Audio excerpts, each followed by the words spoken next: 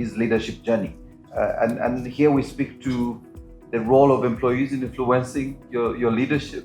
Do you want to share how that was and how they influenced your leadership style?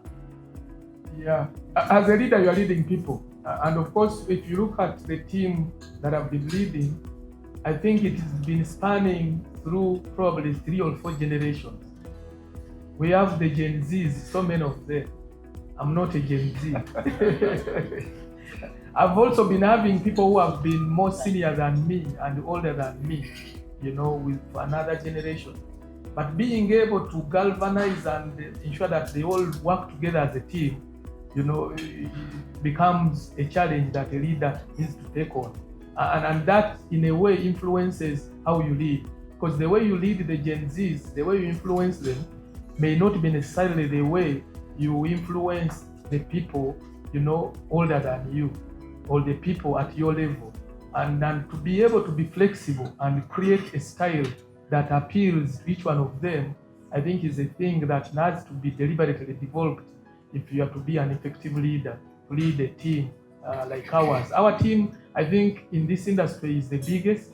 We have over 3,400 staff, and being able to lead them in the direction where they should go to be able to achieve, the kind of things we've been achieved, it requires you to acknowledge, the various stratas of these generations, and being able to apply your style that is suitable for those sections. The one question a lot of people would ask, because given your experience and those of you who've seen you at work, they're wondering, who inspired you? Well, there are many people. Yes. I mean, we would like to know. Your style is very unique, and a lot of young people would be wondering, who does he look up to? Who are the people that inspire him? As we grow, because there's always advocacy. There are people who have advocated for us in the things that we've done. There are people who have inspired us. We look up to them to be like them. And I don't know whether there is any specific one I need to mention, but there are many people. We've had leaders, both globally, nationally, but also in church. We have leaders in church who have, been people who have exuded humility, and humility becomes very key when you are leading. If you look at the popes we've had and the levels of humility they've exhibited, that becomes the point of reference for somebody if he wants to grow. If you look at our leaders, in Africa, we've had Mandela. In Uganda, we've had the president that we have, the leaders that we've had. In the church in Uganda, we have the bishops. And you see different qualities that you always want to, emulate from them, for you to also be like them and to be able to lead. And this has been, my philosophy, being able to look to all of these people. The one question a lot of young people in this room would like you to speak to is, what advice would you give these young professionals who strive to one day lead an organization? What advice would you give? Well, I remember when I just started working at Bank of Uganda, my interest at that time was how much salary am I getting? That is everyone's interest here, I can tell you. These young men especially. And we used to be at the back and start to complain, these guys, it is the seniors who are taking away money for us, see what they are giving us. Then at exactly 5, we would be out of office, running to go and do our thing. I remember one time I came across a supervisor who asked me at exactly 5 that, are you clock driven or work driven? So the advice to the young people is, first of all, look beyond the salary that your employer is giving you. Every time you are going to join an organization, ask yourself, what are you bringing to the table as value to that institution, instead of thinking of what they are going to give to you as you begin to work. Once you have that philosophy, that view, things will, go in there, start to work. Don't look beyond the salary. focus on the value that you feel you are bringing to the table, to that organization. I always also ask people, people always like to be part of the crowd. You come into an office, I always challenge people. You come in a meeting, you leave without saying a thing. Nobody has even acknowledged you attended. Then how will people know that you can do something? I always tell them to show up. Wherever they are, you need to show up. As you show up, and if everybody shows up, stand up so that you are recognized. If everybody stands up, stand out so that you are able to be recognized as somebody who can do something, and eventually be outstanding. And once you are outstanding, then people will recognize you and be able to give you those roles that will make you a better person and a more responsible person.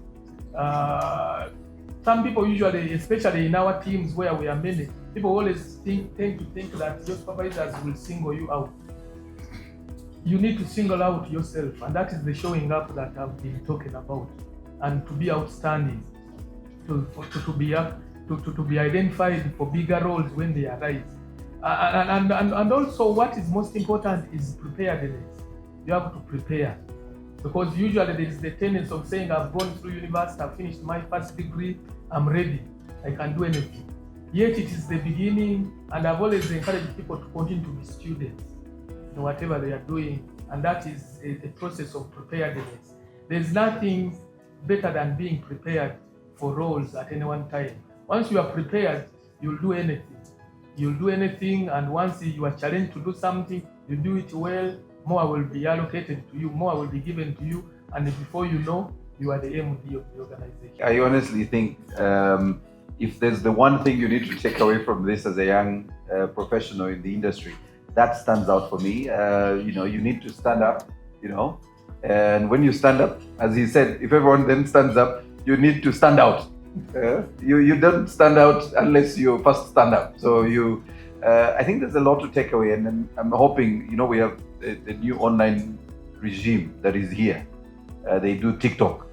If you can, please pick that one out and share on your TikTok platforms. Let these young people know that, we had quite the masterclass on corporate governance here, and share widely. Let's come to your human side, Dr. Fabian.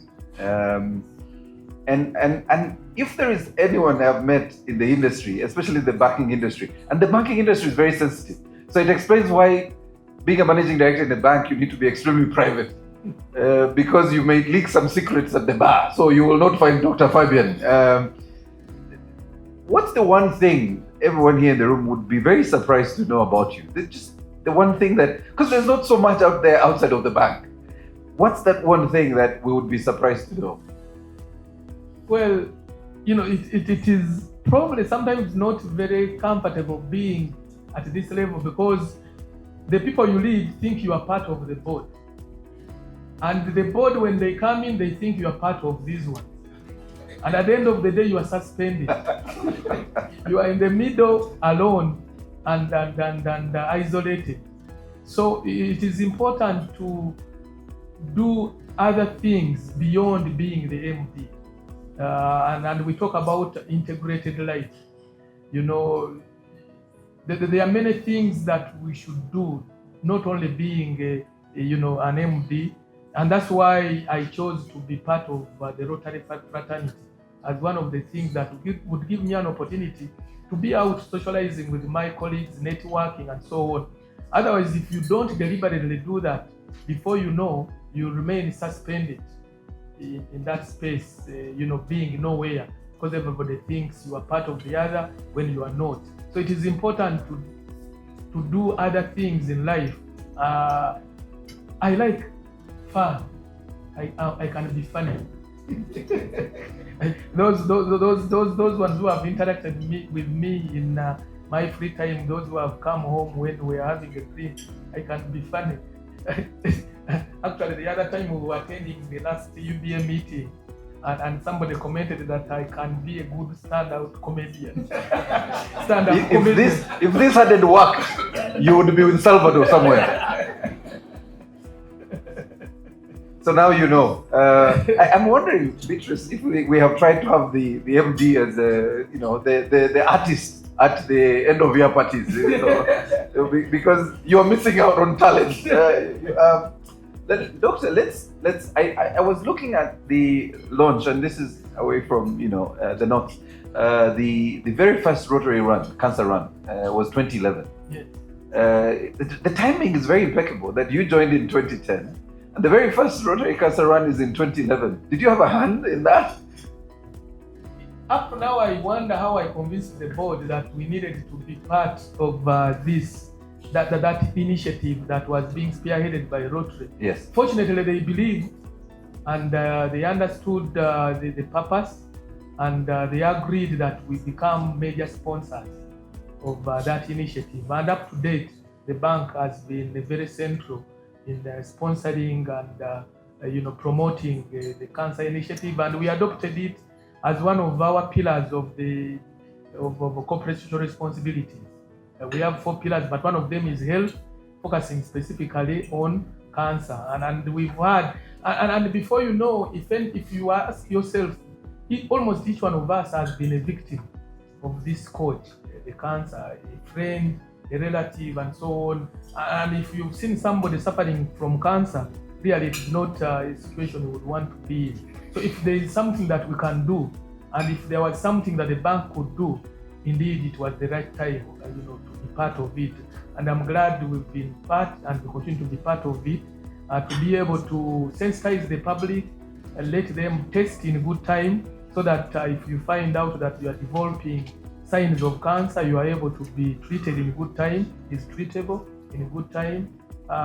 Those who have had it advanced, we've been part of putting up the cancer ward in Zambia. It is already operational, and people get treated there on top of other initiatives in the country. So looking back, I have no regret that I was able to convince the board and the management that will become part of it, because it has amplified our purpose as a bank.